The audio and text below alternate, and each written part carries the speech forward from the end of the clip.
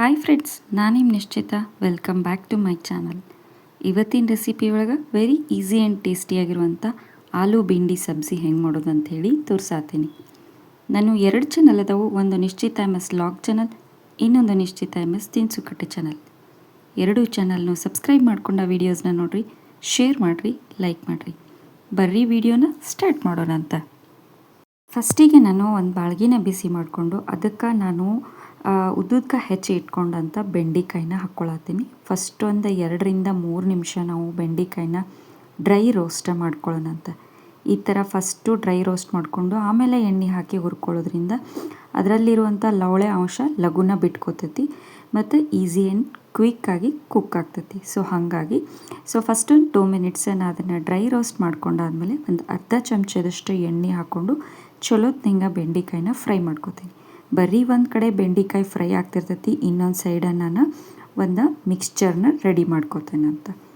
So ಒಂದು ಮಿಕ್ಸ್ಚರ್ನ ready ಮಾಡ್ಕೊಳಕ್ಕೆ mixie ಜಾರ್ಗೆ ನಾನು ಹುರಿದಿಟ್ಕೊಂಡಂಥ ಒಂದು ಅರ್ಧ ಬಟ್ಲ ಅಂದರೆ ಒಂದು 4 ಟೀ ಸ್ಪೂನ್ನಷ್ಟು ಶೇಂಗಾ ಹಾಕ್ಕೊಂಡೀನಿ, 1 ಟೀ ಸ್ಪೂನ್ನಷ್ಟು ಹವೀಸ್ ಕಾಳನ್ನು ಹಾಕ್ಕೊಂಡೀನಿ, ಆಮೇಲೆ 1 ಸ್ಪೂನ್ನಷ್ಟು ನಾನು ಜೀರಿಗೆನ ಹಾಕ್ಕೊಂಡೀನಿ.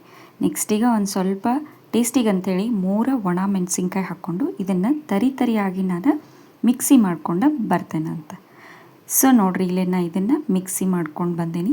ತರಿಯಾಗಿರಲಿ ಅಂದ್ರೆ ಅದು ಸಬ್ಜಿದಾಗ ಹಾಕಿದಾಗ ಭಾರಿ ಟೇಸ್ಟ್ ಬರ್ತೈತಿ. ಸೊ ಮಿಕ್ಸ್ಚರು ರೆಡಿ ಆಗೈತಿ, ಬೆಂಡೆಕಾಯಿನೂ ಫ್ರೈ ಆಗ್ಯಾವು. ಬರ್ರಿ ಆಲೂ ಬೆಂಡಿ ಸಬ್ಜಿನ ಮಾಡೋಣಂತ.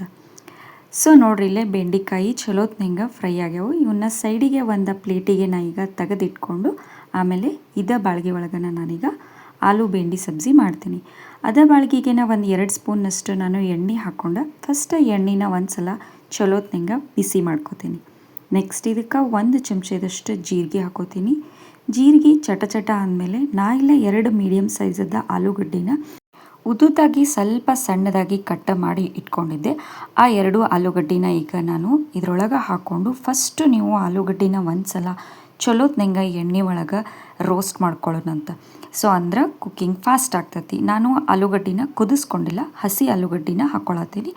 ಸೊ ಬರ್ರಿ ಈಗ ಆಲೂಗಡ್ಡಿನ ಚಲೋತ್ನಂಗೆ ನಾವು ಫ್ರೈ ಮಾಡ್ಕೊಳ್ಳೋಣಂತ. ಭಾಳ ಈಸಿಯಾಗಿ ಮತ್ತು ಭಾಳ ಟೇಸ್ಟಿಯಾಗಿ ರೆಡಿ ಆಗ್ತೈತಿ ನೋಡಿರಿ. ಸೊ ನೋಡಿರಿ, ಇಲ್ಲೇ ಆಲೂಗಡ್ಡಿ ಫ್ರೈ ಆಗ್ಯಾವು. ನೆಕ್ಸ್ಟ್ ಈಗ ಹುರಿದಿಟ್ಕೊಂಡಂಥ ಬೆಂಡೆಕಾಯಿ ಏನಿದ್ವಲ್ಲ ಅವನ್ನ ಹಾಕ್ಕೊಳಕತ್ತೀನಿ. ಸೊ ಇದನ್ನಿಷ್ಟು ನಾನು ಚಲೋತ್ನಂಗೆ ಒಂದು ಸಲ ಮಿಕ್ಸ್ ಮಾಡ್ಕೋತೇನಂತ. ಬೆಂಡೆಕಾಯಿ ಆಲೂಗಡ್ಡಿ ಎಣ್ಣೆ ಜೊತೆ ಚಲೋತ್ನಂಗೆ ಮಿಕ್ಸ್ ಮಾಡ್ಕೊಳ್ಳೋನು.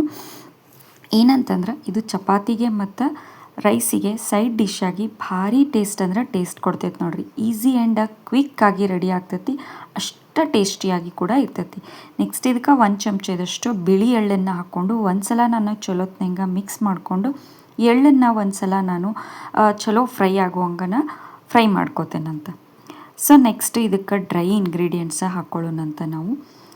ಇದಕ್ಕೆ ನಾನು ಒಂದು 1/2 ಚಮಚದಷ್ಟು ಅರಿಶಿನ ಪೌಡರನ್ನು ಹಾಕೋತೀನಿ. ನೆಕ್ಸ್ಟಿಗೆ ಇದಕ್ಕೆ ನಾನು ಖಾರದ ಪೌಡ್ರನ್ನ ಟೇಸ್ಟ್ ನೋಡಿಕೊಂಡು ಹಾಕೋತೀನಿ. ಮೆಣಸಿನ್ಕಾಯಿನೂ ಹಾಕ್ಕೊಂಡಿದ್ದೆ. ಸೊ ಹಾಗಾಗಿ 1.5 ಸ್ಪೂನ್ನಷ್ಟು ನಾನು ಒಣ ಖಾರದ ಪೌಡ್ರನ್ನ ಹಾಕ್ಕೊಳತ್ತೀನಿ. ನೆಕ್ಸ್ಟಿಗೆ 1-2 ಚಿಟಿಕೆಯಷ್ಟು ನಾನು ಗರಂ ಮಸಾಲ ಹಾಕೋತೀನಿ. ಇದಾದಮೇಲೆ ಮಿಕ್ಸಿ ಮಾಡಿ ಇಟ್ಕೊಂಡಂಥ ಪೌಡರ್ ಮಿಕ್ಸ್ಚರ್ ಏನಿತ್ತಲ್ಲ ಅದನ್ನು ಒಂದು 2-2.5 ಸ್ಪೂನ್ನಷ್ಟು ನಾನು ಪೌಡರನ್ನು ಹಾಕೋತೀನಿ. ಈ ಪೌಡರ್ ಮಸ್ಟ್ ಆ್ಯಂಡ್ ಶುಡ್ ಬೇಕಾ ನೋಡಿರಿ, ಇದರಿಂದನ ಪಲ್ಯ ಭಾರಿ ಟೇಸ್ಟಾಗಿ ಬರ್ತೈತಿ. ನೆಕ್ಸ್ಟ್ ಇದಕ್ಕೆ ನಾನು ರುಚಿಗೆ ತಕ್ಕಷ್ಟು ಉಪ್ಪನ್ನು ಹಾಕ್ಕೊಂಡು ಒಂದು ಸ್ವಲ್ಪ ಚಲೋತ್ನಂಗೆ ಮಿಕ್ಸ್ ಮಾಡಿಕೊಂಡು ಒಂದು 2-3 ನಿಮಿಷ ಮಸಾಲೆ ಫ್ರೈ ಆಗೋ ಮಟ್ಟ ಫ್ರೈ ಮಾಡ್ಕೊಂಡ್ವಿ ಅಂದ್ರೆ ಸಬ್ಜಿ ರೆಡಿ ಆಗ್ತೈತಿ.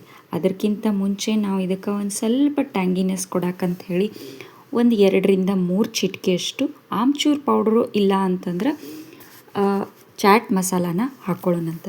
ಅದನ್ನು ಹಾಕೋದ್ರಿಂದ ಟ್ಯಾಂಗಿಯಾಗಿ ಪಲ್ಯ ಭಾರಿ ಟೇಸ್ಟ್ ಬರ್ತೈತಿ. ನಾ ಇಲ್ಲೇ ಒಂದು 3-4 ಚಿಟಿಕೆಯಷ್ಟು ಆಮ್ಚೂರ್ ಪೌಡರನ್ನು ಹಾಕ್ಕೊಳತ್ತೀನಿ. ನೀವು ಕಾಲ ನಮಕ್ಕೂ ಹಾಕ್ಕೋಬೋದು, ಅದು ಕೂಡ ಟ್ಯಾಂಗಿಯಾಗಿ ಭಾರಿ ಮಸ್ತ್ ಇರ್ತೈತಿ. ಸೊ ಇದೆಲ್ಲ ಆದಮೇಲೆ ಚಲೋತ್ನಂಗೆ ಮಿಕ್ಸ್ ಮಾಡಿಕೊಂಡು ಲೋ ಫ್ಲೇಮ್ನಾಗ ಒಂದು 2-3 ನಿಮಿಷ ಬೇಯಿಸ್ಕೊಂಡು ಲಾಸ್ಟಿಗೆ ಕೊತ್ತಂಬರಿ ಉದುರಿಸ್ಕೊಂಡು ಸರ್ವ್ ಮಾಡಿದ್ವಿ ಅಂದ್ರೆ ಆಲೂ ಬೆಂಡಿ ಸಬ್ಜಿ ಸರ್ವ್ ಮಾಡೋಕ್ಕೆ ರೆಡಿ ಆಗ್ತೈತೆ ನೋಡಿರಿ.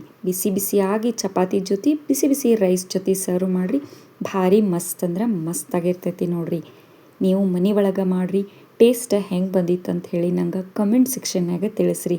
ನಾನು 2 ಚಾನಲ್ನು ಸಬ್ಸ್ಕ್ರೈಬ್ ಮಾಡ್ಕೊಂಡು ವೀಡಿಯೋಸ್ನ ನೋಡಿರಿ, ಶೇರ್ ಮಾಡಿರಿ, ಲೈಕ್ ಮಾಡಿರಿ. ನೀವು ನನ್ನ ವೀಡಿಯೋನ ಲೈಕ್ ಮಾಡೋದ್ರಿಂದ ನನ್ನ ವೀಡಿಯೋಸ್ ಭಾಳಷ್ಟು ಜನರ ಮಟ್ಟ ರೀಚ್ ಆಗ್ತಾವೆ ನೋಡಿರಿ. ನನಗೆ ಸಪೋರ್ಟ್ ಮಾಡಿರಿ. Thank you.